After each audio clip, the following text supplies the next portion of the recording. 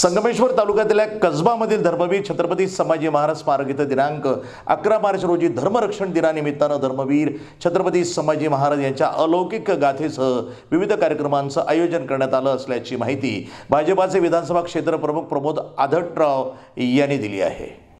11 मार्च रोजी हिंदवी स्वराज्याचे दुसरे छत्रपती आणि ज्यांना या महाराष्ट्रातील सर्व जनता ठाकले धनी म्हणते असे धर्मवीर छत्रपती संभाजी महाराज यांचा बलिदान दिन आहे। या संगमेश्वर तालुक्याला छत्रपती संभाजीराजांच्या आयुष्यातले शेवटचे दिवस त्यांचं वास्तव्य या तालुक्यामध्ये राहिलं आणि ते या कसबा या ठिकाणी आहे। आणि या 11 तारखेला महाराजांच्या बलिदान दिनानिमित्तानं त्यांना स्मरण करण्यासाठी, त्यांना अभिवादन करण्यासाठी, ज्या हिंदू धर्माच्या रक्षणासाठी महाराजांनी सर्वस्वाचा त्याग केला, प्राणाचं बलिदान केलं, त्याचं स्मरण करून या हिंदू धर्म रक्षणाची शपथ घेण्याचा कार्यक्रम या ठिकाणी आम्ही आयोजित केलेला आहे। या कार्यक्रमासाठी महाराष्ट्र राज्याचे मंत्री आदरणीय नितेजी राणे साहेब, या जिल्ह्याचे पालकमंत्री आदरणीय उदयजी सामंत साहेब, त्याचप्रमाणे या विधानसभेचे आमदार सन्मान्य शेखरजी निकम,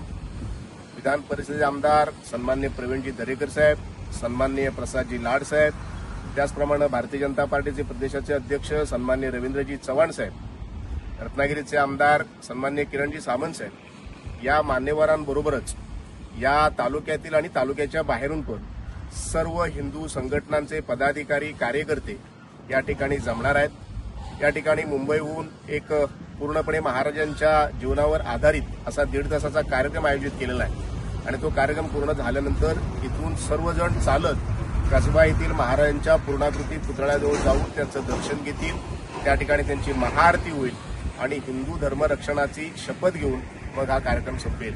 त्यामुळे या ठिकाणी महाराजांचं भव्य दिव्य स्मारक व्हावं यासाठी खऱ्या अर्थानं ज्यांनी संकल्पना मांडली ते या राज्याचे माजी आमदार माननीय प्रमोदजी चटार साहेब यांच्या संकल्पनेतून या कार्यक्रमाचं आपण नियोजन केलेलं आहे। आपल्या माध्यमातून मी तमाम हिंदू जनतेला आणि छत्रपती संभाजी महाराजांवर निष्ठा असणाऱ्या अशा सर्व जनतेला आवाहन करू इच्छितो की 11 तारखेला सकाळी 9 वाजता आपण या ठिकाणी यायचंय आणि महाराजांना वंदन करून त्यांच्या चरणी नतमस्तक व्हायचं। धन्यवाद।